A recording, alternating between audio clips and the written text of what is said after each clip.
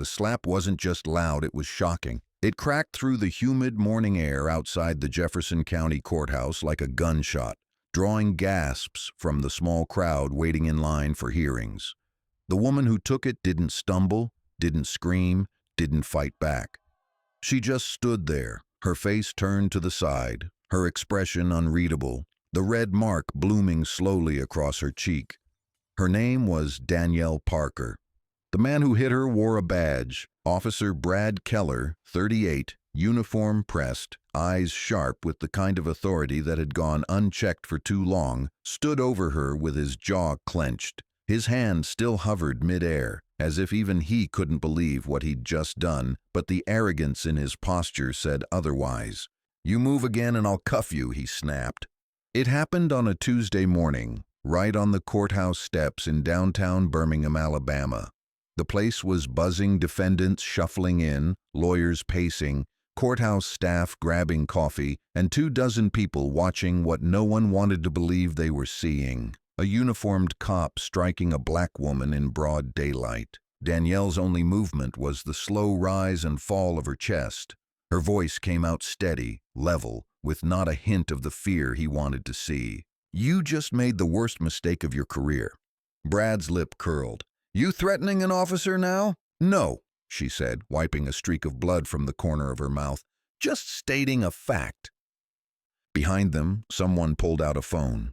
Then another. Then 3 more.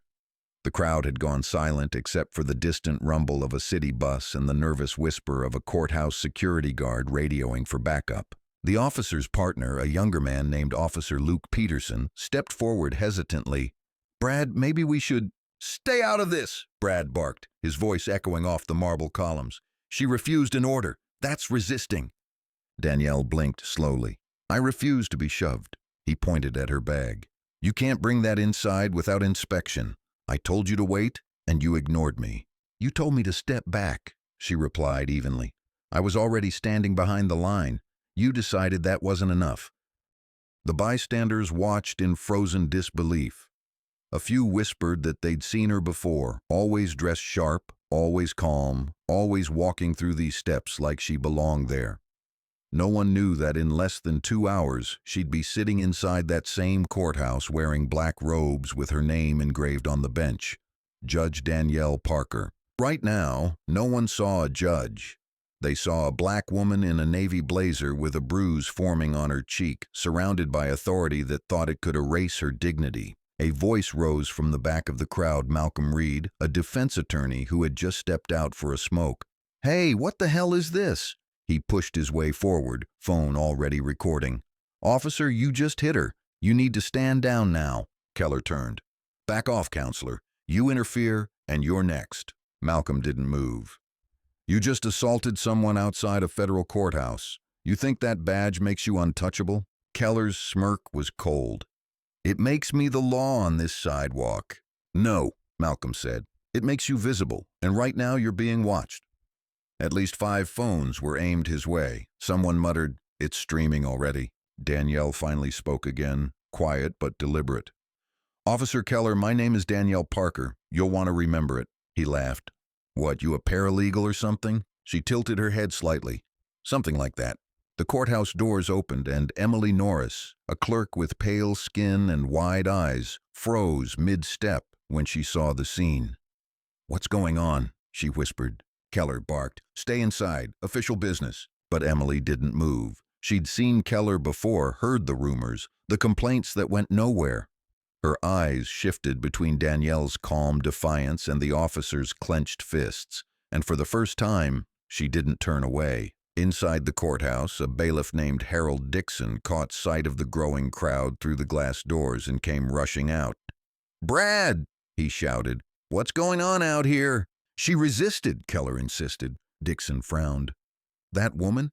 She doesn't look like she's resisting anything." Keller's radio crackled, dispatch asking for a status report. He pressed the mic, his voice trembling just slightly.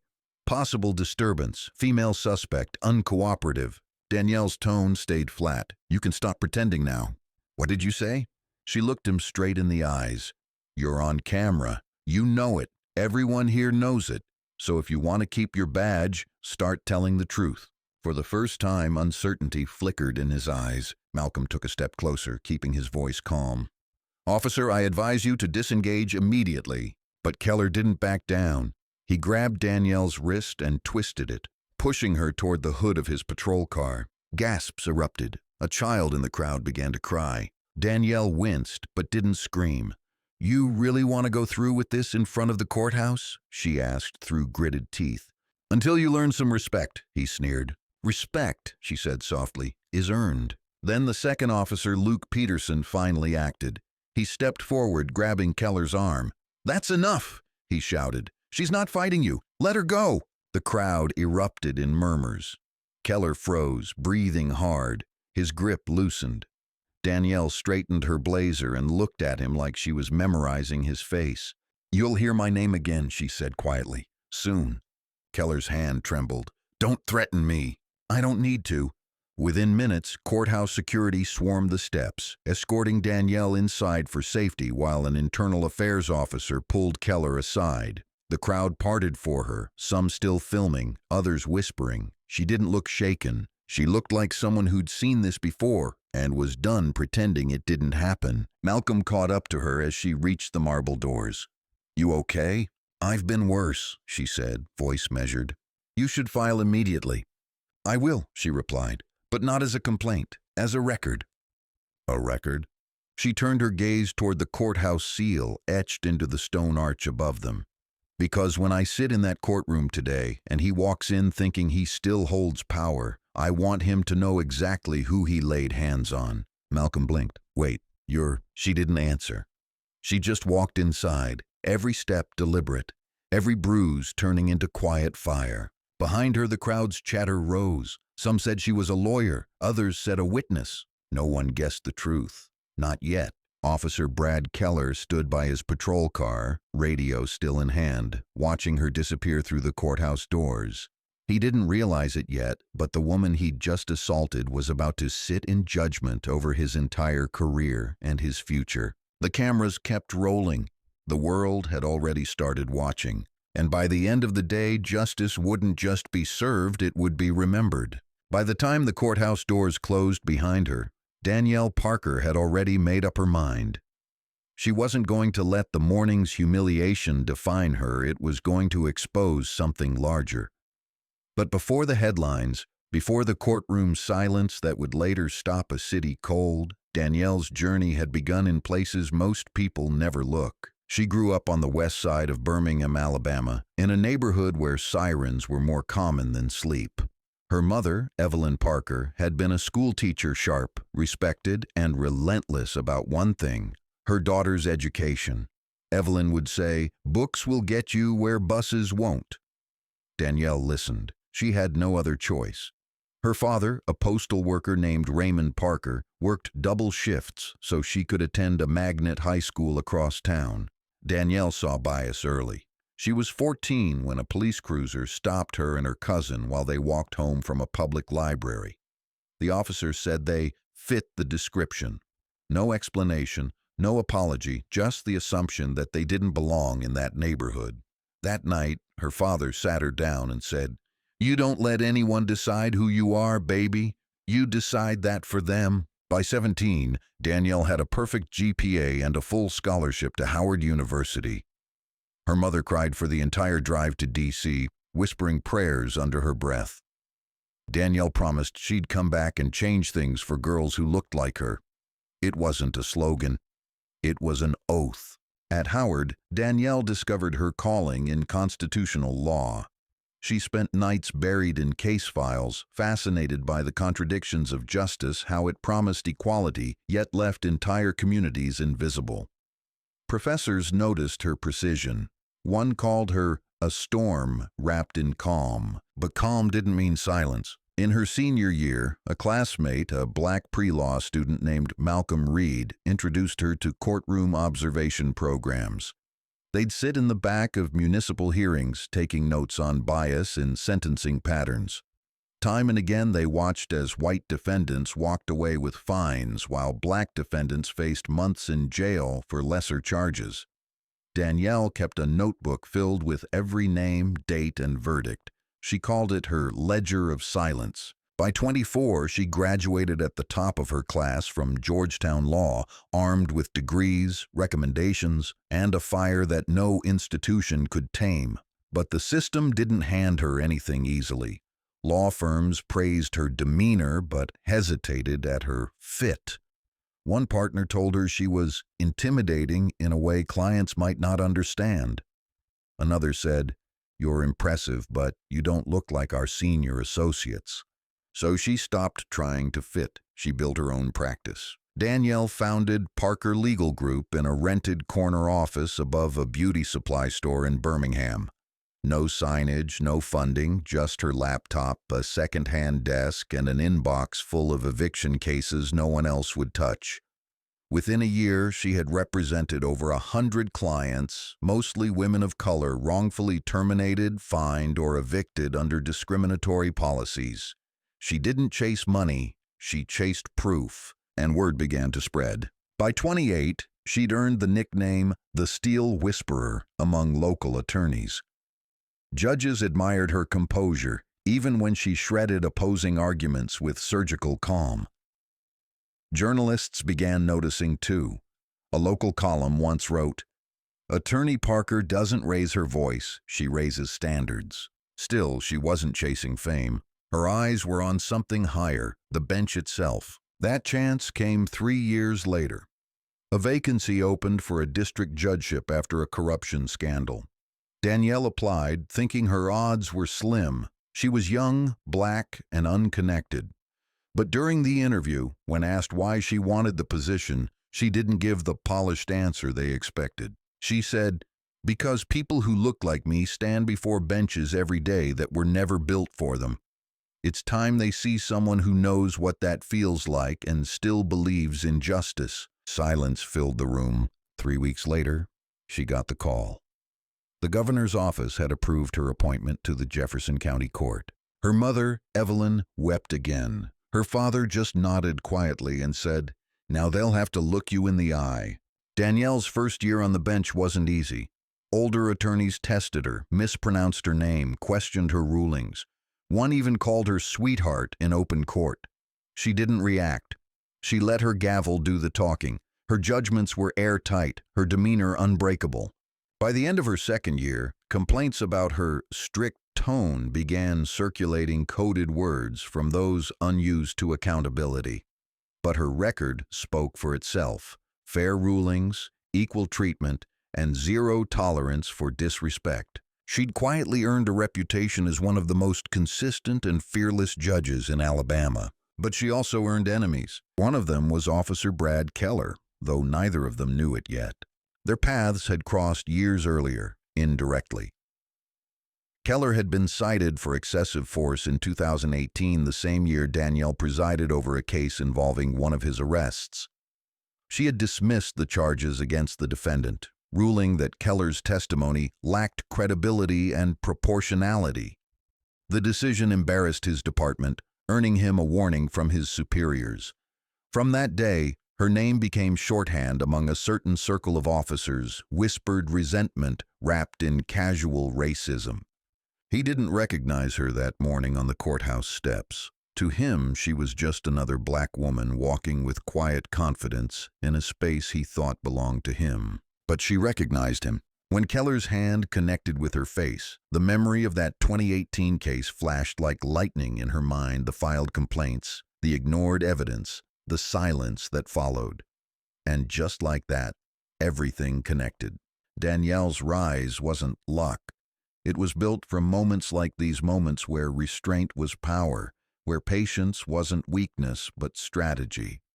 She understood something Keller never would. That real authority doesn't need to shout. It just waits for the world to catch up. Inside her chambers later that morning, as she stared at her reflection in the mirror, the bruise on her cheek had deepened to a dark purple. She touched it lightly, then turned to her clerk, Emily Norris, who hovered nervously in the doorway. "Judge Parker," Emily said softly, "should I cancel today's docket?" "No," Danielle replied. "Every case stays, especially the one at noon." Emily hesitated. The one with Officer Keller? Danielle nodded once. That's the one. She opened her briefcase, pulled out a folder stamped Jefferson County Internal Review, and slid it onto her desk. Inside were pages she'd been gathering quietly for months, documentation of officer misconduct that no one wanted to compile. She had planned to release it next quarter, but now the timing wasn't just right. It was fate. As she sat down, her phone buzzed with a message from Malcolm Reed. "Video's spreading. It's already at 40K views. You okay?" She typed back. "Better than okay. Tell them to keep filming." Because Danielle Parker wasn't just preparing to preside over a courtroom. She was preparing to make it answer for itself.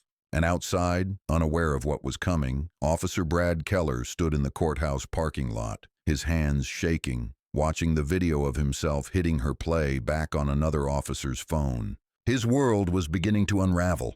Hers was just beginning to rise higher than ever. By noon, the footage had already crossed state lines. What began as a short, shaky clip recorded by a courthouse intern named Caden Brooks was now on every major social media platform under one tag: Gas Courthouse Slap. Within hours, it had been viewed more than 2 million times. The video was grainy, but the sound was crystal clear. A woman standing still, a uniformed officer shouting, a slap that echoed through marble and memory, and then her voice calm, measured, unforgettable. "You just made the worst mistake of your career." At first, people didn't know who she was. Comment sections filled with guesses: a lawyer, a witness, maybe a prosecutor. But when someone zoomed in on the badge clipped to her case folder lying on the ground, the letters became visible. Hondra Danielle Parker, Jefferson County Judge. That was the moment everything changed. By early afternoon, the clip had reached Birmingham's local news station. Anchor Alicia Monroe broke the story live. This is developing news from downtown Birmingham, where a uniformed officer is seen striking a sitting judge outside the Jefferson County Courthouse. The victim has been identified as Judge Danielle Parker, one of the youngest district judges in the state. The officer's name has not been officially released. But it didn't take long before someone did. Within minutes, commenters flooded the thread with screen captures and police rosters. The name Officer Brad Keller began trending nationwide. At the courthouse, the hallways buzzed with a strange tension, half fear, half disbelief. Judges who had barely nodded at Danielle in the past now stopped to ask if she was all right. Staff whispered her name like a secret, suddenly turned sacred. Inside her chambers, Danielle was reviewing case notes. She hadn't spoken publicly since the incident. Her phone buzzed nonstop: journalists, attorneys, civil rights groups. She ignored them all. Her assistant, Emily Norris, peeked through the door. "Judge Parker. Channel 7 wants a statement. They're camped outside." Danielle looked up slowly. "No statement. Not yet." Emily hesitated. "But it's everywhere. The mayor's office called twice." Danielle's tone was steady. "Then let them watch. Let them speculate. I'll speak when I'm ready, not when they expect me to." Emily nodded and stepped out, closing the door behind her. Danielle leaned back in her chair. The bruise on her cheek still pulsed, a visible mark of both violence and control. She didn't hide it. She wanted it seen. Because that mark wasn't just evidence, it was proof that even a judge could be treated as invisible when bias went unchecked. She pressed play on the clip again, watching the moment frame by frame. The slap, the silence, the crowd, the irony. Then she opened her laptop and began drafting something quietly monumental, an internal memorandum titled "Bias in Proximity," a judicial observation on power and prejudice. By 3 p.m., the courthouse entrance was packed. Protesters had arrived not with signs at first, but with silence. A line of black attorneys, all dressed in black suits, stood shoulder to shoulder on the courthouse steps. At their center was Malcolm Reed, holding up a printed still frame of the video, Keller's hand mid-swing. Beneath it, bold letters read, "Accountability has no badge." Reporters circled them like bees. "Mr. Reed, are you representing Judge Parker?" one shouted. Malcolm replied without hesitation, "I'm representing the truth, and the truth is recorded for everyone to see." "Has Judge Parker filed a complaint?" another asked. Malcolm smiled faintly. "Not yet. But don't mistake silence for weakness. That woman doesn't react, she rebuilds. Behind him, chants began to rise. Justice for Danielle! Justice for Danielle! Across town, the Birmingham Police Department scrambled. Officer Keller had been placed on temporary administrative leave, but the pressure was already suffocating. His commanding officer, Captain Roy Sanders, paced in his office, voice tight over the phone. "No, we can't just delete the footage. It's public. Internal Affairs is reviewing it. I don't care what the union says, this isn't going away." When Keller entered the room, his face was pale, eyes rimmed red. "Cap, you saw the video she pushed me." Sanders glared at him. "What I saw was a man in uniform hit a judge. You want to talk about who pushed who? Son, you just pushed your career off a cliff." "I didn't know who she was," Keller snapped. "That's your defense?" Sanders shot back. "You didn't know she was powerful enough for it to matter? You realize what you just said, right?" Keller looked away. "It wasn't like that." Sanders exhaled hard. "You better pray it wasn't recorded any worse than it looks, because the chief's about to hand this whole mess to the state investigators." At 5 p.m., national outlets picked it up. CNN, MSNBC, even Fox, each spinning it differently, but none ignoring it. Some framed it as a debate on police overreach. Others called it a lesson in systemic bias. By sunset, downtown Birmingham was surrounded by protesters holding signs. "She's a judge and still not safe. Accountability starts at the courthouse." Her gavel speaks for us all. The courthouse had become both a crime scene and a symbol. Inside, Danielle stayed composed. She refused to leave early or cancel her docket. Each defendant who stood before her that day watched a woman with a visible bruise still wield justice without bitterness. Her rulings were calm, concise, fair, but her silence carried more power than any speech. Between hearings, she checked her phone only once. A message from her mentor, Judge Evelyn Carter, flashed on the screen. "They'll call you brave, but you've been brave all along. The real test is what you do next." Danielle replied with 3 words. "I already know." By the next morning, the story had gone global. Hashtags multiplied, op-eds appeared, and the Department of Justice quietly announced a review of law enforcement conduct at Jefferson County facilities. Meanwhile, Keller's life began to collapse. He woke to find reporters outside his home. His neighbors refused to speak to him. His wife stopped answering calls. The police union offered legal support, but not sympathy. At a press conference, Captain Sanders addressed the cameras grimly. "We do not tolerate misconduct. Officer Keller's actions are under full investigation. Judge Parker deserves respect and safety, as does every citizen." When asked if Keller had been suspended, Sanders said only, "Pending." That word pending became fuel for outrage. By Wednesday, demonstrations had grown. Tyrone Grant, a civil rights attorney and activist, took the podium outside the courthouse, his voice cutting through the chants. "When a woman of color can serve her country, uphold its laws, and still be struck by the very system she sustains, we don't have a discipline problem, we have a disease." Cameras flashed. The crowd roared. Danielle watched from her chamber's window, the sound echoing faintly through the glass. Emily entered quietly with a folder. "Judge, this just came from Internal Affairs. They're requesting a formal statement tomorrow morning." Danielle nodded. "Good. Schedule it for 8 sharp." Emily hesitated. "Are you sure you want to face them so soon?" "Yes," Danielle said simply, "because tomorrow I'm not the victim. I'm the record." Outside, thunder rumbled over the city as if the sky itself wanted to listen. That night, the video hit 10 million views. National outlets began using a new title for their broadcasts. The slap heard around the courts. Commentators debated whether the officer should face termination, prosecution, or simply training. Some downplayed it. Others called it the defining moment of a generation exhausted by apologies. But for Danielle, it wasn't about noise. It was about timing. She knew how the system moved, slow, deliberate, resistant to change. That's why she had spent years learning how to make it move faster when it mattered. Before going to bed, she drafted one final note in her private journal. Tomorrow isn't about what he did. It's about what they allowed him to believe he could do. Then she turned off the light. Across town, Officer Keller sat alone in his kitchen, replaying the video on mute.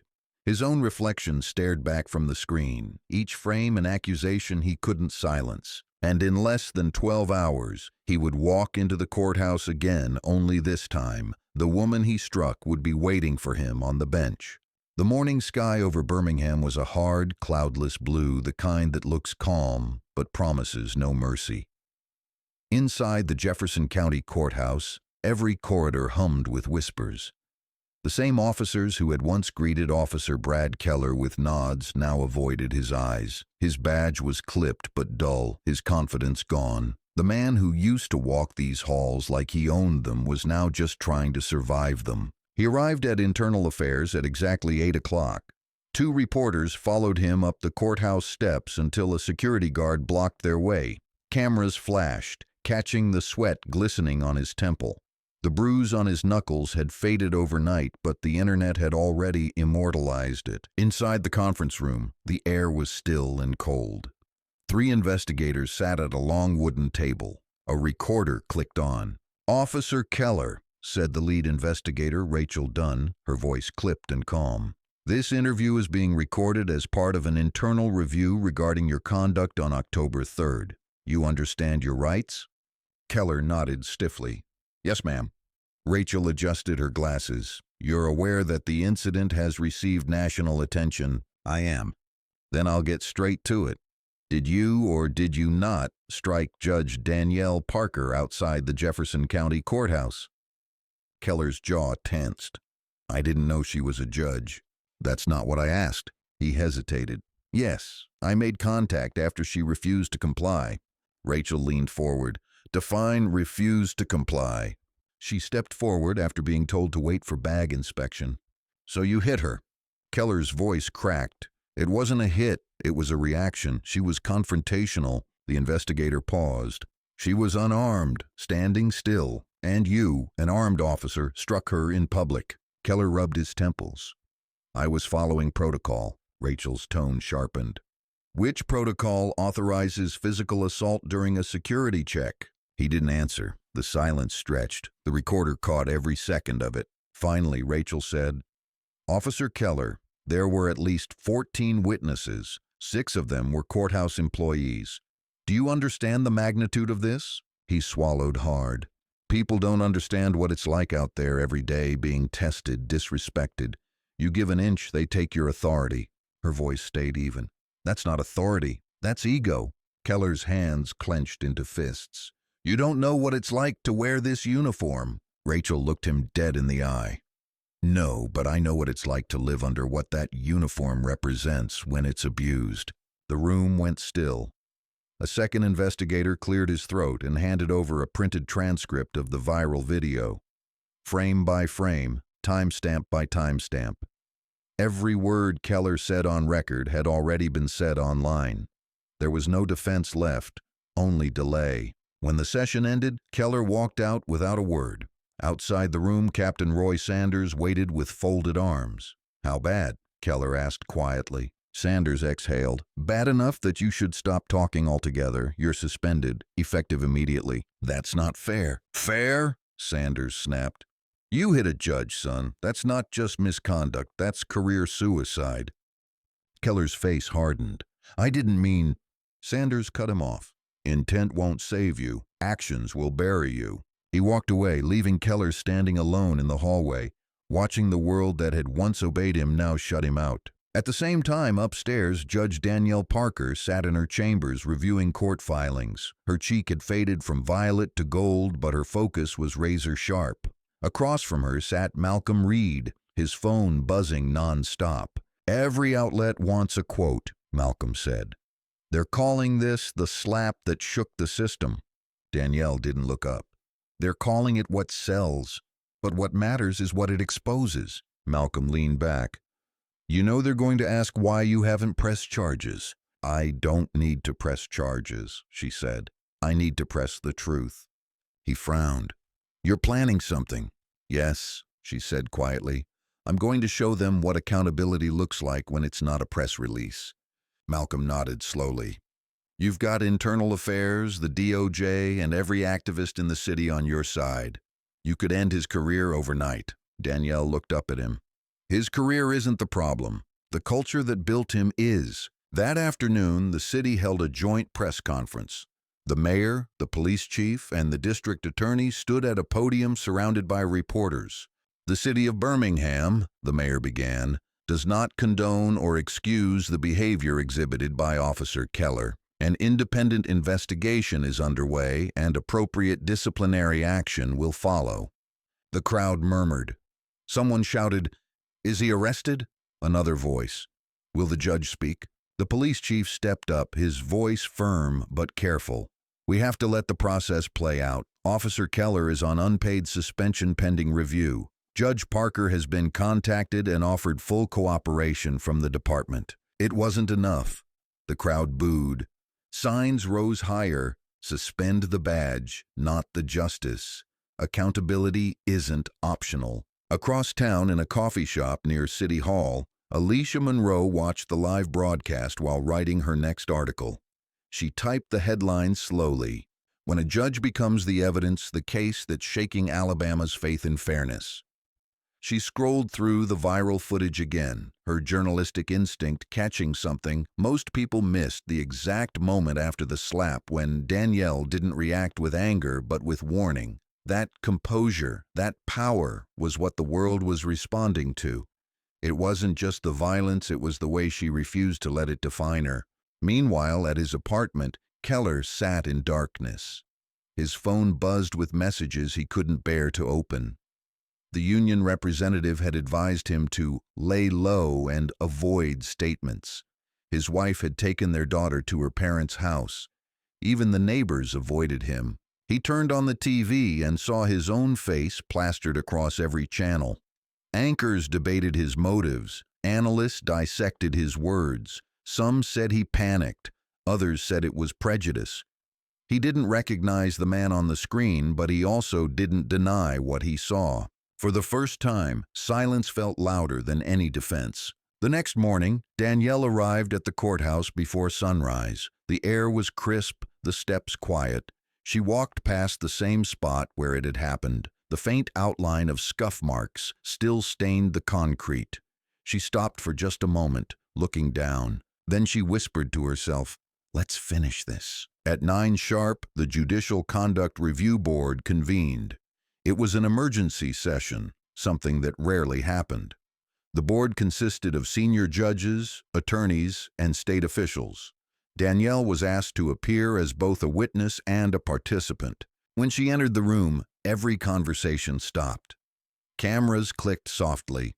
She carried no notes, no entourage, just a folder marked Exhibit A. The chairwoman, Justice Monroe Jenkins, began, "Judge Parker, thank you for appearing. We understand this must be difficult." Danielle nodded. "I'm here to cooperate fully." "We've seen the footage," Jenkins continued. "Before we move further, can you confirm that the individual in the video is indeed you?" "I can," Danielle said simply. "And can you describe in your own words what occurred?" Danielle's voice didn't waver. "I approached the courthouse for a scheduled docket. I was asked to wait behind a line, which I did. When I attempted to proceed, after being cleared by security, Officer Keller confronted me. He struck me without provocation." Jenkins glanced down at her notes. "And your response?" Danielle looked directly at the board. "I warned him, not as a victim, but as a reminder that power without accountability isn't law, it's chaos." The room was silent. Someone cleared their throat softly. "Do you intend to pursue criminal charges?" Jenkins asked. Danielle shook her head. "No, I intend to pursue reform." "Reform?" "I have compiled a report," Danielle said, opening the folder. "A pattern of conduct from courthouse security over the past 6 years. Unreported incidents, biased treatment, neglected complaints. Officer Keller is not an outlier, he's a symptom." She handed copies to the panel. The pages rustled like thunder. "Every name in that file," she said, "belongs to someone who walked into this building seeking justice and walked out believing they didn't belong. This courthouse won't fix its image with a suspension. It'll fix it when it admits the disease." The board members exchanged glances. Even Jenkins looked shaken. "Judge Parker?" she said softly. "This goes beyond your case." "I know," Danielle replied. "That's the point." By afternoon, her testimony had leaked. A journalist tweeted the quote, "Power without accountability isn't law, it's chaos." It went viral instantly. By evening, it was on banners, shirts, and billboards. Danielle had said it once, but the country had decided to repeat it for her. That night, the governor's office released a statement announcing a statewide audit of courthouse security conduct. Civil rights leaders called her the face of composure. Activists called her the voice of change. Danielle ignored both titles. In her apartment, she sat by the window with her journal open, writing her thoughts in long, quiet lines. "They'll see me as calm, but calm is only the surface. Beneath it is everything I've waited to say." Her phone buzzed with a message from Malcolm. "Tomorrow, Keller's defense attorney's going on air. They're calling it self-defense." Danielle smiled faintly. "Let him talk," she whispered. "Words can't undo evidence." The next morning, Keller appeared on national television beside his lawyer. His suit was crisp, but his eyes were hollow. "Officer Keller," the interviewer began, "what do you want people to understand about what happened?" He took a deep breath. "That I'm human. That I made a mistake in a tense situation." "Do you regret it?" "I regret that it's been blown out of proportion." The interviewer blinked. "You struck a sitting judge in public view." Keller's lawyer jumped in. "My client was unaware of her position and reacted in a split-second judgment call. Do you believe race played any role?" Keller hesitated. "People see what they want to see." The comment was instant poison.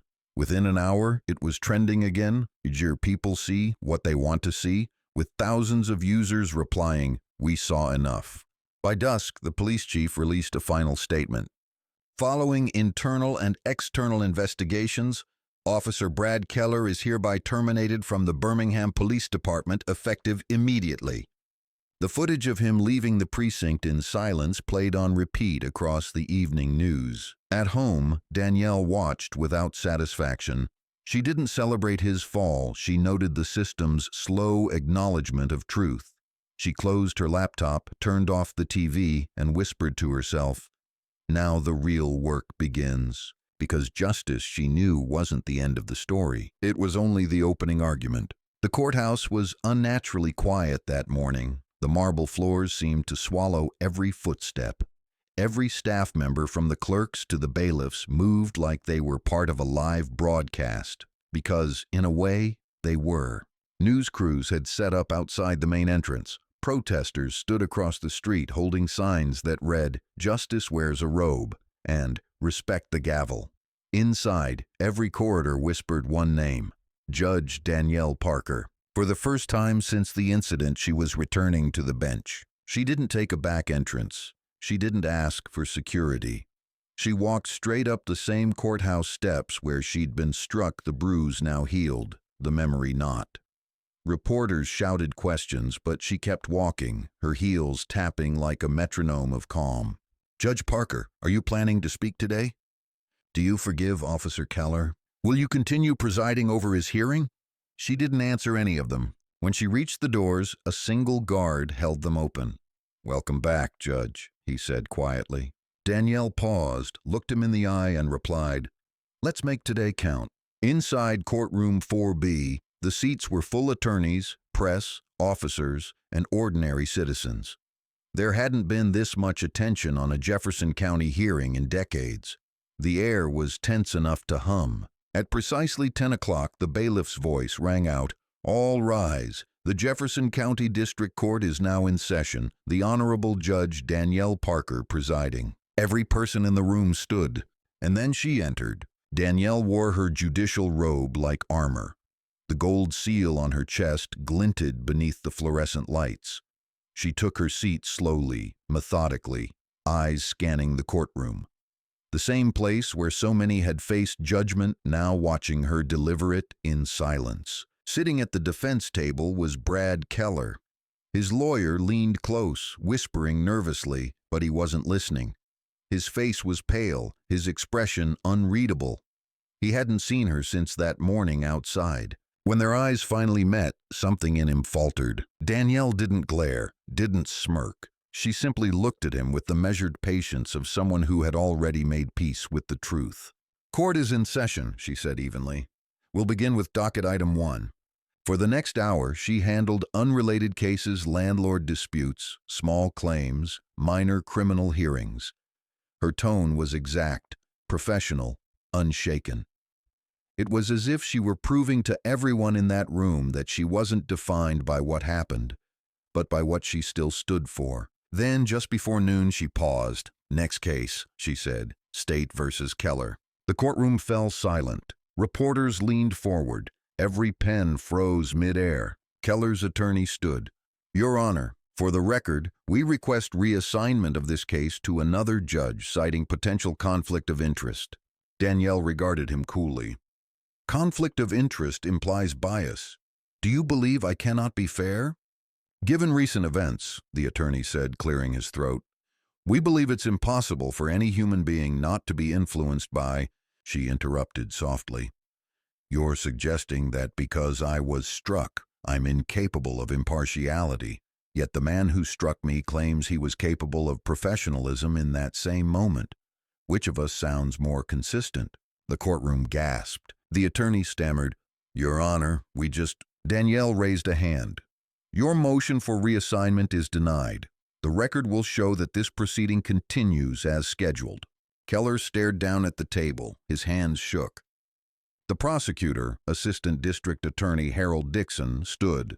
Your Honor, the state charges Officer Keller with misdemeanor assault, official misconduct, and obstruction of justice. We're prepared to enter evidence, including video footage and witness statements.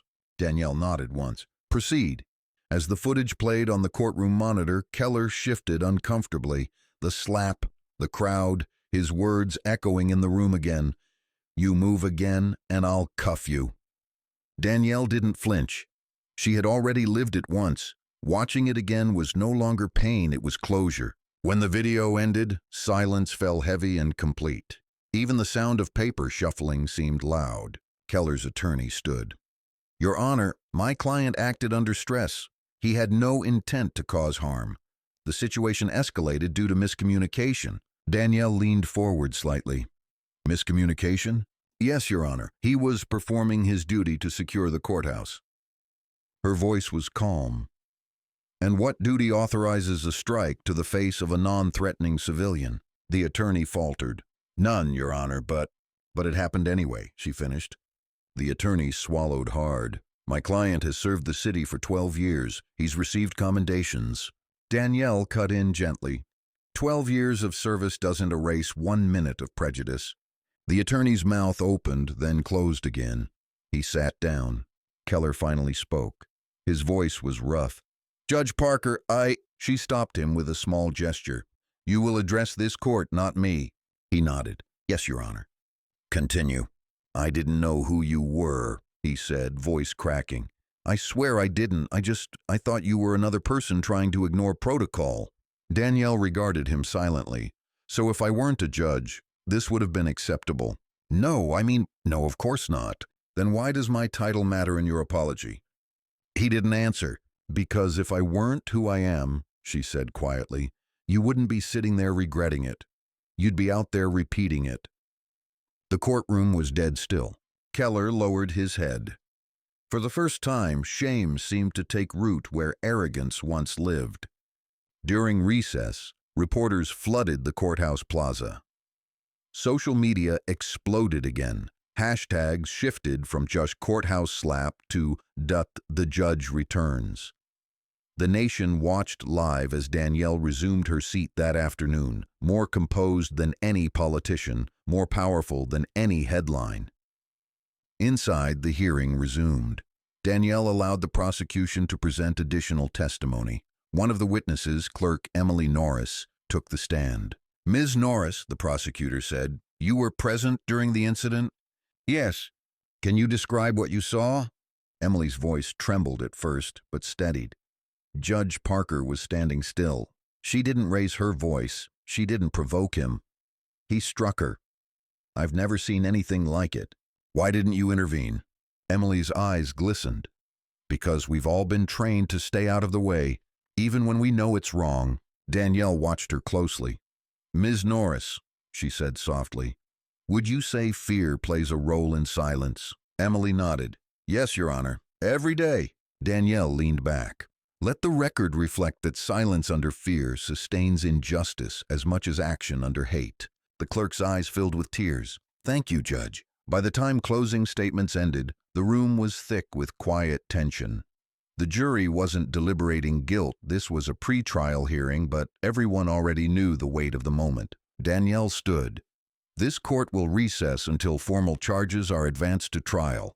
Officer Keller's bond remains conditional. He is to surrender his badge and weapon until further notice. She raised her gavel but stopped short of striking it. Instead, she looked directly at him.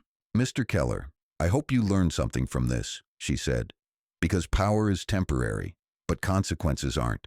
Then, with one sharp crack of the gavel, she ended the session. As she stepped out of the courtroom, the hallway erupted in applause. Lawyers, clerks, and citizens all stood, not because of vengeance, but because of clarity.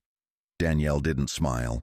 She simply nodded, acknowledging the moment without feeding it. Outside, reporters surged forward again.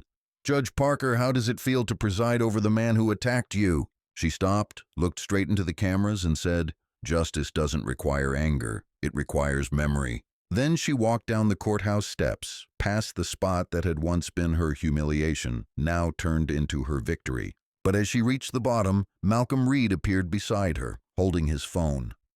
It's happening again, he said, showing her the screen. A new video leaked from a police group chat was spreading fast. Messages from other officers mocking her, calling her the slap judge, laughing about putting people in their place. Danielle stared at it, her calm unbroken. So the rot runs deeper, she murmured. Malcolm looked at her.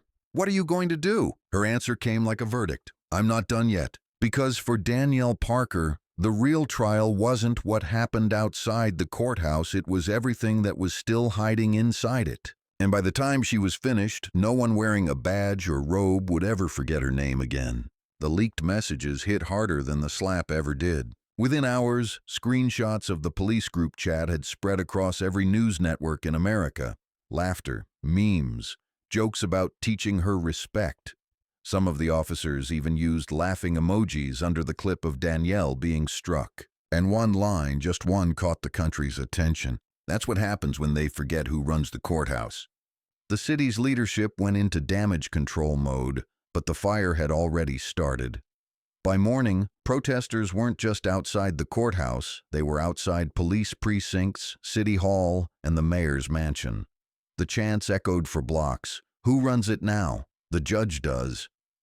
Inside her chambers, Judge Danielle Parker sat perfectly still as she watched the news. Her phone buzzed non-stop. Civil rights lawyers, national outlets, even the Department of Justice. Her assistant, Emily Norris, stood by the doorway, holding a trembling cup of coffee.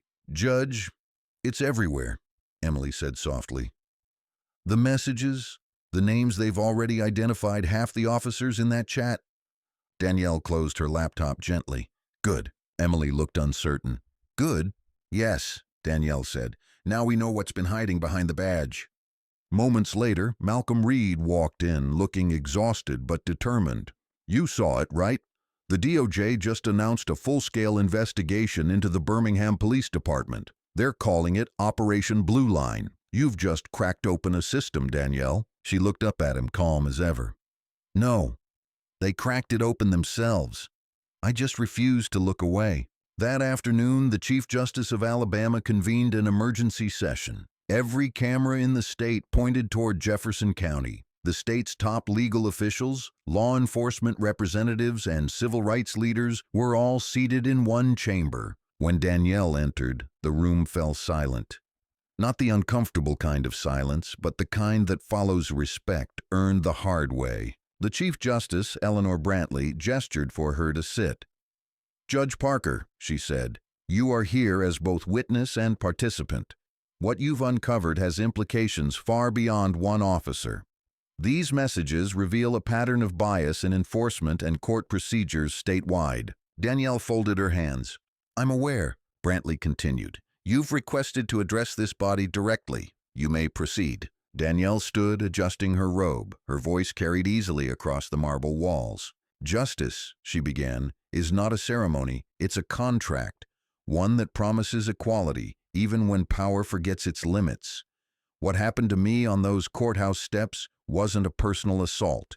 It was a demonstration of how authority behaves when it's convinced it can't be questioned.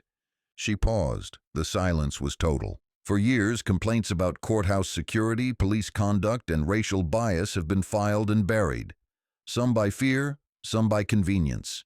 That silence is the soil where arrogance grows. And today we're looking at the harvest. Her words cut through the room like a scalpel. I've compiled documentation, she continued, sliding a thick folder across the table. 17 prior reports of misconduct, all dismissed as unsubstantiated, all involving the same precinct. The Attorney General leaned forward. You gathered this yourself? Yes, Danielle said, because no one else would. A murmur rippled across the room. Cameras zoomed closer. Danielle continued, her tone unwavering. This is not about punishing one man. It's about exposing a system that confused authority with superiority. And if I have to tear that system apart from this bench, I will. Even Brantley, known for her stoic demeanor, nodded slowly. Judge Parker, this council will review your findings in full, and rest assured your courage will not be forgotten. Danielle didn't respond. She wasn't there for praise. She was there for reckoning. Across town, in the Birmingham Police Department, chaos reigned. The chief had suspended 12 officers named in the leaked messages. 5 had already resigned. Captain Roy Sanders stood in the center of the operations floor, barking orders as reporters gathered outside the glass doors. "Shut it down," he ordered. "No statements without clearance. And for God's sake, tell them Keller's not the face of this department anymore." One sergeant muttered under his breath, "Too late, she is." By evening, the courthouse plaza transformed into something larger than protest. It was a vigil. Hundreds of people gathered with candles and placards. Some held signs reading, "Justice wears a robe and a bruise."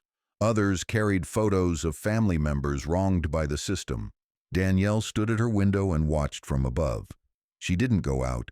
She didn't wave. She simply watched, quietly realizing that the movement outside wasn't about her anymore. It was about what she had represented without even trying to. That composure was its own revolution. Malcolm joined her at the window. "They're saying you started something bigger than the case. The DOJ is opening a statewide inquiry. There's talk of new oversight legislation named after you." Danielle shook her head. "They don't need my name. They need my results."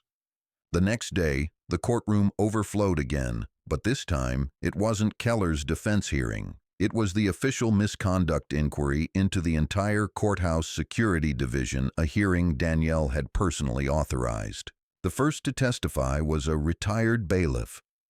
His hands shook as he took the stand. "Judge Parker," he said quietly, "I worked here 30 years. I saw things. I let things slide. People profiled. Voices ignored. It wasn't one man. It was the rule we never wrote down that some people needed to be reminded who was in charge." Danielle nodded. "And who reminded you that you were?" The old man's eyes filled with tears. "No one. That's why I'm here." The room went still. Next came a young black woman who'd once been denied entry for dress code violation. Then a Latino father who'd been detained for lingering in the lobby. Every story fit the same pattern. Every story made the silence in that courtroom heavier. Finally, Danielle addressed the room. "Bias doesn't vanish when you fire a few people. It ends when everyone decides they won't be silent accomplices anymore." Her words weren't shouted. They didn't need to be. Outside, reporters flooded the plaza once again. The headlines that night read, "Judge turns courthouse into court of accountability. The reckoning of Jefferson County. Danielle Parker delivers justice on both sides of the bench." But the headline she cared about most came from Alicia Monroe, the journalist who'd been following her story since the beginning. "She didn't seek revenge, she redefined justice." Later that week, Danielle sat alone in her office after hours. Her desk lamp cast a soft glow over stacks of new case files. On top of them lay one letter, freshly printed from the Department of Justice. "Judge Parker, Your testimony and findings have led to the initiation of a federal review of courthouse conduct statewide. You are hereby invited to serve as an independent judicial advisor on the task force. We believe your leadership represents what justice should look like."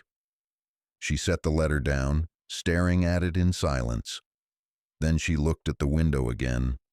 The city lights below shimmered like a reflection of every person who had stood for her when it mattered most. When Malcolm called minutes later, she answered on speaker. "They offered you the advisory role, didn't they?" he asked. "Yes." "And?" "I'm going to accept," she said simply. "But first, I'm going to finish this case. Keller's trial isn't over." Malcolm hesitated. "You really think he deserves more attention after everything?" "No," Danielle said. "But the system that made him possible does. And until the gavel falls on that, my work isn't done." She hung up, her reflection in the window layered against the courthouse lights, calm, composed, unshaken. Because for Danielle Parker, justice was never about punishment. It was about transformation. And she had just turned the very building that tried to humiliate her into the place where America came to learn what justice really meant. The morning after the reckoning hearing, the city didn't wake up, it braced itself. News anchors spoke her name like it was part of a national vocabulary now. Judge Danielle Parker. In less than 2 weeks, she had gone from a local civil servant to a national symbol. And this time, the country wasn't just watching, it was arguing loudly. Cable news shows ran her footage in loops. Some framed her as a hero for exposing bias in law enforcement. Others accused her of using the bench for activism. Talk radio callers debated whether she had overstepped. And on social media, hashtags like Conjure Parker Principle and Justice Has No Color trended for days. But none of that noise reached her chambers. Danielle sat behind her desk, calm as always, reviewing depositions and motions stacked in neat piles. She wasn't chasing headlines, she was chasing reform. Her phone buzzed with a call from Alicia Monroe, the journalist who had followed her story from the beginning. "Judge Parker, thank you for taking my call," Alicia began. "I know you've declined most interviews, but I wanted to offer you a national platform. 60 Minutes is preparing a segment on you. They're calling it The Woman Who Faced the Badge." Danielle's tone was polite but guarded. "I appreciate that. But I'm not the story. The system is." Alicia smiled on the other end. "That's exactly why people are listening." Danielle paused. "I'll consider it, but only if they agree to focus on the reforms, not the slap." "Understood," Alicia said. "That's what makes you different, Judge. You never play to the crowd, you make the crowd listen." Danielle hung up gently. She didn't need the attention, she needed accountability. By noon, her assistant, Emily Norris, entered with a thick folder. "Judge, this came from Washington. It's the DOJ task force schedule. They want you to attend the federal summit in Atlanta next week." Danielle took the folder, skimming the pages. "Who else will be there?" "Civil rights attorneys, police chiefs, state judges, media representatives," Emily said. "They're calling it the Rebuilding Trust Summit." Danielle nodded. "Book my flight, but I'll drive there myself." "Drive?" Emily blinked. "I want to see the communities we're talking about fixing," Danielle said, "not just the conference rooms." That afternoon, she left the courthouse quietly, her car rolling through downtown Birmingham. Outside, she passed murals of her self-portraits painted overnight by local artists. One showed her with a gavel in one hand and the Constitution in the other, standing on courthouse steps turned golden. Another had her quote in bold letters, "Power without accountability isn't law, it's chaos." She didn't stop. She didn't take pictures. She just kept driving, thinking about how strange it felt to become the image of something she'd only ever wanted to fix. Meanwhile, in the newsroom of WBRX News, producer Tom Kellerman was shouting across the studio floor, "Run the Keller interview again, but overlay it with the leaked messages. Make the contrast clear." The broadcast rolled seconds later. Keller, red-eyed, claiming regret. The leaked chat flashing beside his face, filled with laughter and racial slurs. The nation didn't need commentary. The evidence spoke for itself. Alicia Monroe narrated the segment with quiet precision. This was never about one officer or one moment. It's about what happens when those sworn to uphold justice forget what justice looks like. That line would become the quote of the week. 2 days later, Danielle's appearance at the DOJ summit made headlines again, not because of what she said, but because of how she said it. Standing before an auditorium of state officials, she opened with a single sentence that froze the room. When an officer's hand struck my face, it wasn't just pain, it was proof. Proof that the robe doesn't protect the woman who wears it, and the badge doesn't always honor the man who holds it. The applause was thunderous, but Danielle didn't bask in it. She continued, her tone level and deliberate. We don't need another committee to study bias. We need courage to act on what we already know. We need systems that can't be rewritten to excuse the powerful. Accountability shouldn't depend on trending hashtags. It should depend on the truth. Her speech lasted 7 minutes. The transcript was printed in every major newspaper by morning. That night, Alicia's editorial began with the headline, 7 minutes that shook the system. But not everyone was applauding. In a downtown Birmingham law office, Councilman Robert Haynes, an influential figure with deep ties to the police union, met with a group of advisors. She's turning this city upside down, he said, his tone laced with frustration. She's got the press eating out of her hand, the department's on edge, the mayor's terrified, and we've lost control of the narrative. One advisor spoke cautiously. She's clean, sir. Untouchable, at least publicly. No scandals, no political ties, no skeletons. Haynes scowled. Everyone's got something. Find it. And with that, a new war began, not of law, but of image. By the weekend, new headlines started appearing. Anonymous sources hinted that Danielle was too emotional for the bench, that she had conflicts of interest due to her involvement in reform. It was textbook character assassination, subtle enough to sound reasonable, strategic enough to sow doubt. Danielle saw it coming before anyone else did. She read one of the pieces online, her face unreadable. Malcolm called seconds later. They're trying to smear you, he said. This has Haynes's fingerprints all over it. They can't beat your arguments, so they're trying to paint you as angry. Danielle's tone stayed calm. Then I'll give them something better, composed truth. She closed the laptop and began drafting a public statement, not a defense, not a counterattack, but a declaration. The next morning, the official Jefferson County Judiciary account released her words in full. I do not speak from anger. I speak from experience. And experience, when it reveals injustice, demands a voice. My integrity is not a debate. It's a record written in rulings, in reforms, and in the silence I refuse to keep. The post went viral within hours. The smear campaign collapsed before it began. That night, Danielle appeared on 60 Minutes. She sat across from Alicia Monroe in a quiet studio. The lighting was warm but neutral. The interviewer's voice was steady, respectful. Judge Parker, Alicia began, when that officer struck you, you didn't shout, you didn't retaliate. Why? Danielle answered slowly, because the loudest sound in that moment wasn't his hand. It was every silence that came before it. Every time someone told me to stay calm, to stay quiet, to stay professional while the world forgot to stay fair. Alicia's next question came softly. Do you forgive him? Danielle paused. Forgiveness is not mine to give. Accountability is. The studio was quiet. Then Alicia asked, what do you want people to remember about this moment? Danielle leaned forward slightly. That justice didn't protect me because of my title. It failed me because of my color. And the only reason this became a story is because I had the authority to make it one. Most people don't. That's why we have to keep fighting until they do.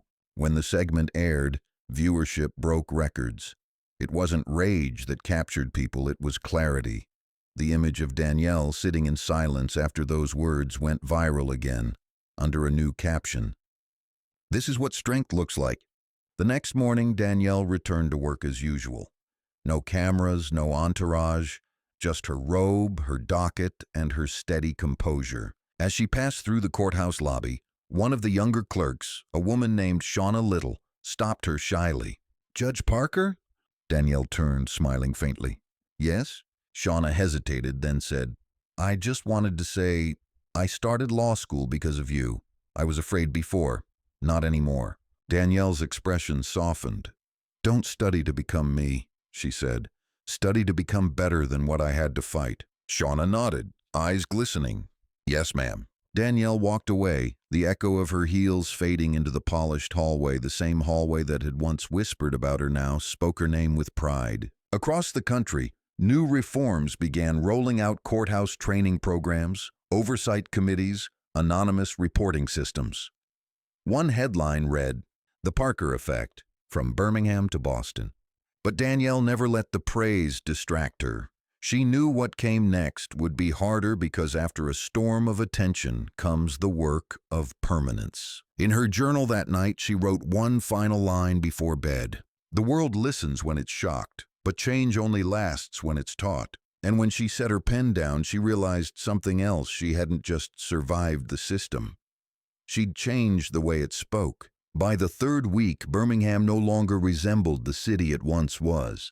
The courthouse that used to symbolize routine now pulsed with reform. Posters of Danielle Parker's quote lined the building's entrance. Every staffer knew that the upcoming internal inquiry, the one she personally authorized, would decide how deep the cleanup would go. The day began quietly, but nothing about what followed would stay quiet. The internal inquiry wasn't just a review hearing, it was a reckoning. Officers, clerks, and even administrators were summoned to testify under oath about workplace culture, misconduct, and bias. The committee included civil rights attorneys, state ethics officers, and Danielle herself as the presiding judicial representative. At 9 sharp, the first name was called Officer Luke Peterson Keller's former partner. He took the stand looking pale but resolved. His voice was steady at first, but the weight of truth made it tremble. "Officer Peterson," Danielle began evenly, "you were present during the assault on October 3rd? "Yes, Your Honor." "Did you attempt to intervene?" "I did, after the slap," he admitted, "but I should have stepped in sooner." "Why didn't you?" He hesitated. "Because in that department, questioning another officer in public means you're branded weak. It's an unspoken rule, loyalty before logic." Danielle nodded slowly. "And what has loyalty earned you now?" He looked down. "Shame." "Would you say that silence made you complicit?" Peterson swallowed hard. "Yes, ma'am." The courtroom stayed still. Danielle's tone didn't waver. "Mr. Peterson, courage after the fact is repentance. Courage before it happens is change. Which kind do you want to live with?" Tears welled in his eyes. "The second one, Your Honor." Danielle's voice softened. "Then help me fix what you once feared." Peterson nodded. "I will." That single exchange would later become the first clip played at police academies nationwide, a reminder of the difference between duty and obedience. Next came Captain Roy Sanders Keller's superior. The man had spent 30 years in uniform, his medals gleaming, his composure brittle. "Captain Sanders," Danielle said, "you oversaw Officer Keller's precinct. Were you aware of prior complaints regarding his behavior?" Sanders sighed. "Yes, Judge, 3 to be exact." "Why were they dismissed?" He looked around, uncomfortable, because back then, complaints without visible injury didn't go anywhere. Paperwork, bureaucracy, we called them non-actionables. "Non-actionables," she repeated, the word sharp as glass. Meaning a man could intimidate, threaten, or humiliate someone, and as long as there was no blood, it wasn't worth the ink. Sanders shifted in his seat. "It sounds wrong now, I know, but it was standard." Danielle leaned forward. "Captain, injustice doesn't need to be standard to be real. It just needs to be ignored long enough to feel normal." He nodded slowly, the truth settling heavy. "I see that now." "No," she corrected gently. "You saw it then, you just didn't act." He had no answer. The inquiry continued. Witness after witness revealed the same culture, one of fear, silence, and complicity. The officer admitted to mocking civilians during security checks. A clerk confessed to shredding anonymous complaints she believed would go nowhere. A lieutenant admitted that racial bias training had become a box-ticking exercise. Every confession added another layer to the truth Danielle already knew. This wasn't corruption of a few people, it was conditioning. At noon, the session recessed. In the hallway, reporters swarmed, but Danielle ignored them. She walked straight to her chambers where Malcolm Reed was waiting. He was pacing, his phone buzzing with alerts. "They're talking about this hearing like it's the second wave of your case. You realize this is national news again, right?" Danielle poured herself water and said calmly, "It's not news. It's consequence." Malcolm exhaled. "You make it sound easy." "It's not easy," she said. "It's overdue." He studied her for a moment. "You know, I've seen plenty of judges who talk about fairness, but you're dissecting the system while sitting inside it. That's rare." Danielle looked at him, her tone quiet but firm. "I'm not rare, Malcolm. I'm just unwilling to forget." The inquiry resumed after lunch, and the tension rose another degree when the final witness walked in, Officer Brad Keller. He wasn't wearing his badge anymore. No uniform, no power, no authority. Just a man in a wrinkled shirt carrying the weight of his own downfall. When he took the stand, the room shifted. Journalists leaned forward, cameras silently recording. "Mr. Keller," Danielle began, "you've already faced criminal charges. You're here today for a different reason to tell the truth. What you say here won't change your conviction, but it might change what comes after. Do you understand?" He nodded weakly. "Yes, Your Honor." "Then speak." Keller's voice cracked. "I thought I understood control. I thought wearing a badge meant respect.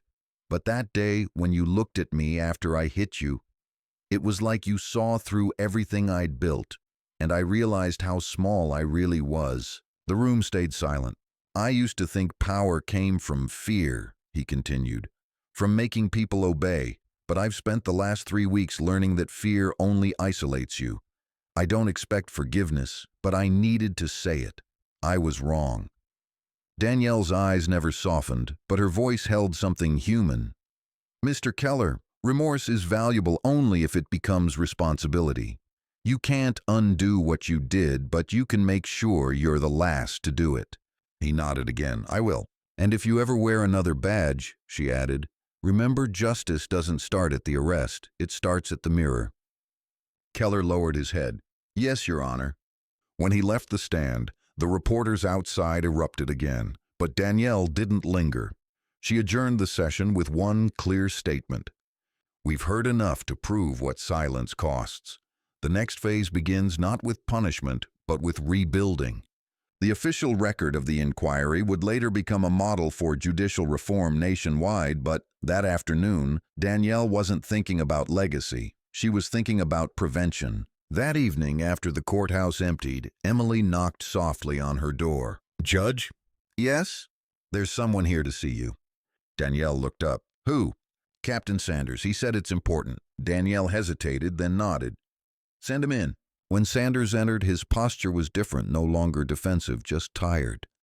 "Judge Parker, I needed to say something off record." "I don't do off record, Captain." He nodded. "Then let's call it confession." She gestured for him to continue. "I knew about that chat group before it leaked," he said quietly. "Not all of it, but enough to act. I didn't. I was afraid of how deep it went, afraid of destroying what I'd spent 30 years building. But now I see that what I built was already cracked." Danielle said nothing. "I've decided to resign," he continued. "Not because I'm forced to, because I should have done this years ago, but I wanted to tell you in person. You were right. Authority without accountability isn't law. It's chaos." She met his eyes. "Then do something different with your silence this time. Help the investigation from the outside." He nodded. "I will." As he left, he paused at the door. "Judge, they'll remember you for what you did here." Danielle replied softly. "Only if they remember what they did, too." That night, as rain began to fall over the city, Danielle sat alone in her office, her reflection merging with the dark courthouse windows. She opened her journal and wrote, "Every confession today was another truth set free, but truth alone doesn't heal. It needs action, or it dies in paper and ink." She closed the journal and looked at the gavel on her desk. It wasn't just a symbol anymore, it was a weapon against silence. The next morning, she would sign an order to restructure courthouse security oversight statewide. It would include anonymous reporting, civilian review panels, and mandatory community liaisons. For the first time in Alabama's history, citizens would have a voice in how justice was guarded. And with that signature, Danielle Parker turned her trauma into transformation, not by shouting, but by rewriting the rules that had once failed her. But what she didn't yet know was that her reforms would soon meet resistance from the very halls that had once cheered her name. Because in America, even justice has enemies. By the time Judge Danielle Parker's reform orders were signed into law, the ripples had reached far beyond Birmingham. What began as a single slap on courthouse steps had become the most sweeping judicial accountability movement in decades. Reporters were calling it the Parker Doctrine. Civic groups called it the mirror test. But within the very institution she'd helped cleanse, resistance was already forming, quiet at first, strategic soon after. Behind closed doors, not everyone wanted change. In a conference room on the upper floor of the Jefferson County Administrative Complex, a small group of officials met in secret. The blinds were drawn, voices low. At the head of the table sat Councilman Robert Haynes, the same man who had tried to smear Danielle weeks earlier. His tone was calm but sharp. "She's untouchable in the media," Haynes said, tapping his pen on a folder marked Judicial Oversight Committee. "But inside these walls, she's just another employee of the system. And systems have rules. We can use that." One of the older administrators frowned. "You're talking about disciplinary review? On what grounds?" Haynes smirked. "Conflict of interest." She presided over hearings that exposed her own institution. She brought media attention to confidential proceedings. That's enough to open an ethics inquiry. The room went silent. Another man finally said, "If we go after her now, we'll look like we're punishing transparency." Haynes leaned back. "Then we don't go after her. We let the paperwork do it for us." And just like that, a new file was opened, not against bias, but against the woman who had dared to challenge it. 2 weeks later, Danielle arrived at the courthouse to find an envelope waiting on her desk. Subject: ethical review conduct during active proceedings. She read it slowly, her expression unreadable.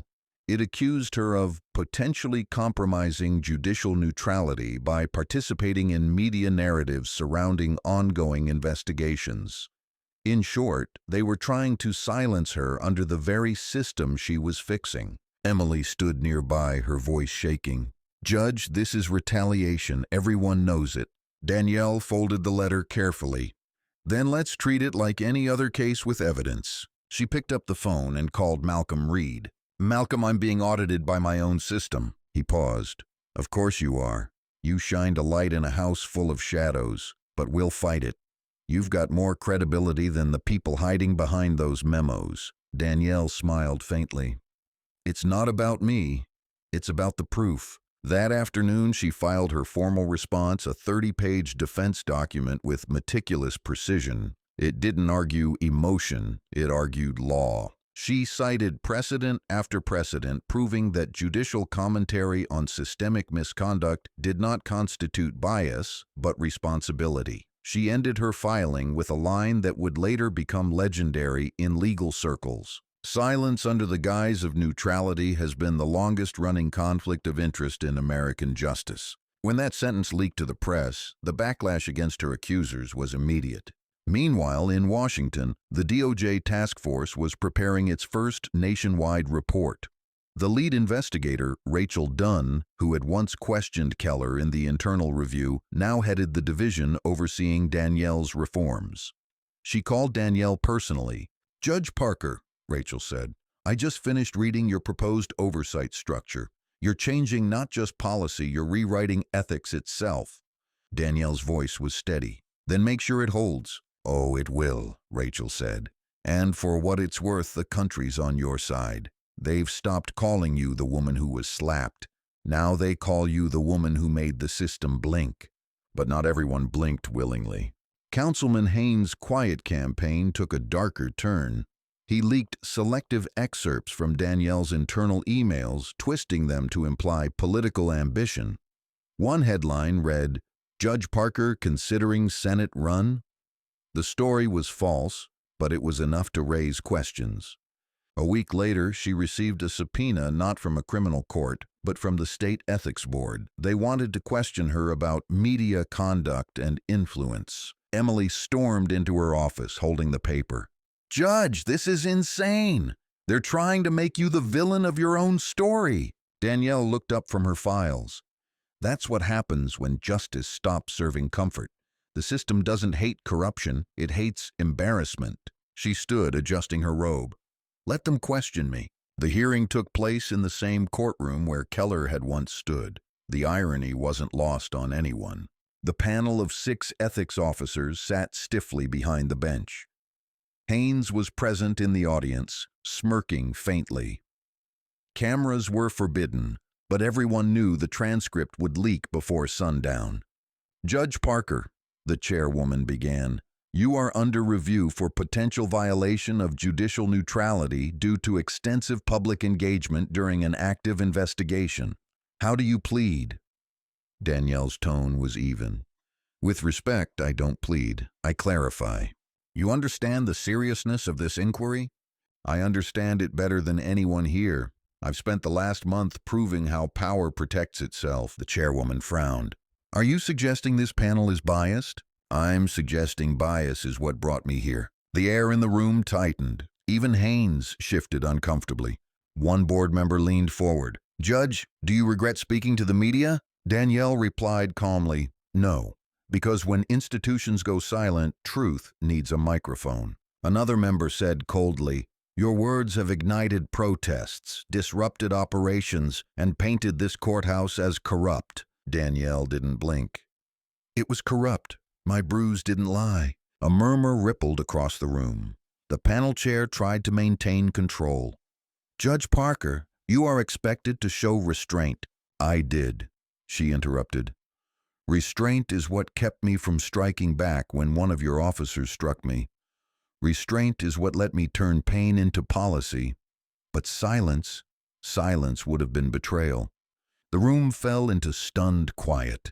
Even those who came to condemn her were now listening. Finally, the chair cleared her throat. "We'll deliberate and issue a ruling within 72 hours. "Take your time," Danielle said softly. "The truth isn't in a hurry." 3 days later, the ruling was unanimous. Judge Danielle Parker cleared of all violations. The official statement read, "Judge Parker's actions fall within the ethical bounds of judicial conduct and reflect an extraordinary adherence to constitutional accountability." It was a victory not just legal but moral. Yet Danielle didn't celebrate.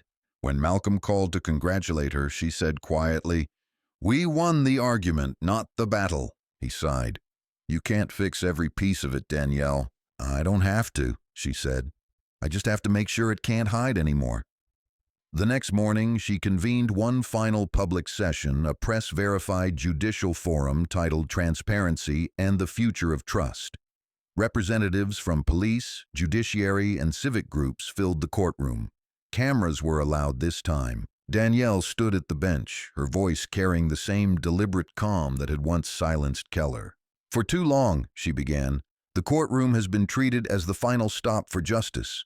But justice doesn't end here, it begins here. Every clerk, every officer, every judge holds a piece of the system's soul, and when one of us fails, we all fracture." She gestured to the crowd. "This isn't about heroes or villains, it's about truth. Because the moment the truth became inconvenient, this system turned on itself. But now, it's awake. And that is not my victory, it's yours." When she finished, the audience rose in a standing ovation. Not thunderous, reverent. Outside, Alicia Monroe broadcasted live coverage. Her voice trembled slightly with emotion as she closed her report. "In a world that often rewards noise, Judge Danielle Parker proved that integrity speaks louder. She didn't shout, she didn't fight back, she simply refused to look away, and somehow that was enough to make an entire nation see itself." The clip aired worldwide. That night, Danielle drove home alone through quiet streets. Billboards still bore her image. Murals still glowed under streetlights. But she didn't feel like a celebrity, she felt like a custodian of something fragile. When she pulled into her driveway, she sat for a moment with the engine off, staring at her reflection in the windshield. For the first time in months, there was peace in her eyes. But just as she stepped out, her phone buzzed. A new message from an unknown number appeared on the screen. "They're not done with you. Watch the Courthouse Budget Committee." A friend. Danielle stared at the message for a long time before locking her phone. She whispered to herself, "Let them come, I'm still here." Because after everything, the slap, the hearings, the exposure, the endless resistance, she understood one thing with absolute certainty. The moment you make justice inconvenient, you become its target. And for Danielle Parker, that wasn't a threat. It was a promise. The winter sun rose cold and thin over Birmingham, painting the courthouse in pale gold. A building once weighed down by silence now stood like a monument to something reborn. Inside, the echo of footsteps sounded different, less hurried, less afraid. Every corner of Jefferson County Courthouse seemed to breathe again. The new order had begun. Judge Danielle Parker walked the same marble halls that had once witnessed her humiliation, but now the atmosphere carried quiet respect. Clerks nodded when she passed. Young attorneys straightened their ties. Even the walls, once heavy with bureaucracy, now bore framed statements of new policy. Every citizen's voice is evidence. Danielle didn't slow down. She had meetings lined up with the Department of Justice Task Force, local educators, and a team of reform analysts drafting the final version of her judicial oversight plan. She had turned her trauma into a blueprint, and it was working. Across the nation, the changes had begun to ripple outward. By February, 7 other states had announced similar reviews of courthouse conduct. Police academies adopted new training modules titled the Parker Model. And for the first time in Alabama's history, a civilian review board had direct oversight of courthouse security. CNN called her the most influential judge in modern Southern history. But she never smiled at headlines. She only asked one question: are we listening, or are we waiting to forget again? That morning, she met with Rachel Dunn, the federal investigator who had once interrogated Brad Keller and now worked alongside Danielle as a DOJ liaison. "Judge Parker," Rachel said, setting down a stack of files, "we've completed the first 6-month audit. Complaints dropped by 40%, and response times to reported misconduct are faster than ever. Your system is working." Danielle nodded but didn't celebrate. Numbers are proof, not progress. Proof can fade if people stop believing in it. Rachel smiled faintly. "You really don't let yourself rest, do you?" Danielle's tone softened. "Rest is what silence calls itself when it wins." Rachel studied her for a long moment. "You know, when I first met you, I thought you were one of those people who needed the world to see them right. Now I realize you just needed the world to see itself." Danielle closed the folder and stood. "Keep pushing. This can't end with a press release." Meanwhile, on the other side of the city, Malcolm Reed walked into the local community center that now bore her name, the Parker Justice Initiative. The building was once an abandoned library. Now it was a place where citizens could report misconduct, attend free legal workshops, and learn their rights before they needed to defend them. Inside, volunteers typed at laptops while walls were lined with posters quoting her speeches. Silence under fear sustains injustice. Power means nothing if it hides from truth. Malcolm smiled as he watched a young law student give advice to an elderly man who'd been wrongly fined for a zoning violation. Justice wasn't abstract anymore. It was happening in real time, in neighborhoods where people once thought it was a luxury. He called Danielle on speaker. "You should see this. They're calling it the People's Court." Danielle was reviewing case law at her desk. "Good," she said softly. That's who it always belonged to. But even as her reforms grew roots, resistance adapted. Councilman Robert Haynes hadn't disappeared. He had simply shifted his strategy.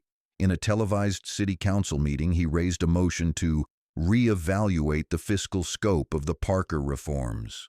His tone was measured, his words carefully chosen. "These initiatives are admirable," he said, "but they're draining resources. The courthouse doesn't have the funds to sustain constant oversight." A few officials nodded cautiously. Others looked down, unwilling to pick a side.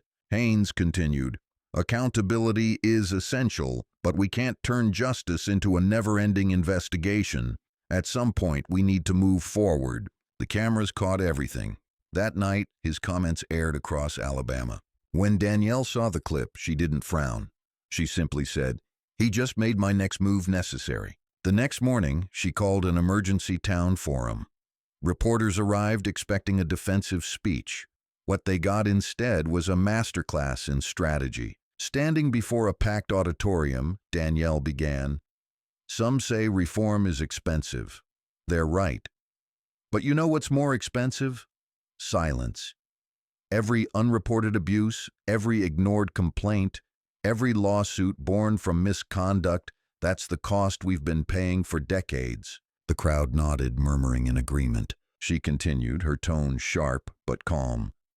"We spend millions defending what shouldn't have happened in the first place.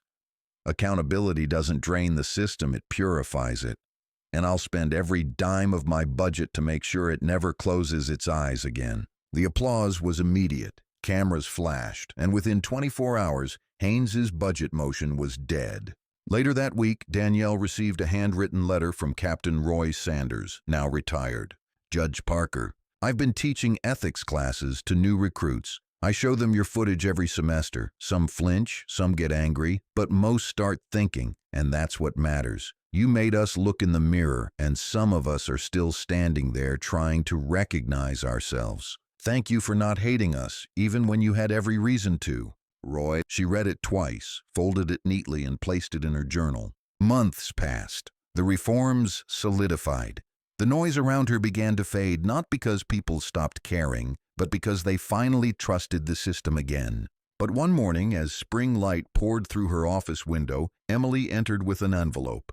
"Judge, this came certified from the governor's office." Danielle opened it slowly. Inside was a letter sealed with the state crest. "In recognition of your contributions to judicial integrity and systemic reform, the state of Alabama hereby nominates you for appointment to the Federal Court of Appeals." Emily gasped, "Judge, this is incredible." Danielle smiled faintly. "It's a responsibility, not a reward." She set the letter aside and looked out the window. The courthouse lawn was filled with students on a field trip. Their teacher pointed toward the steps where everything had started, the same steps that had once witnessed a bruise, a crowd, and a reckoning.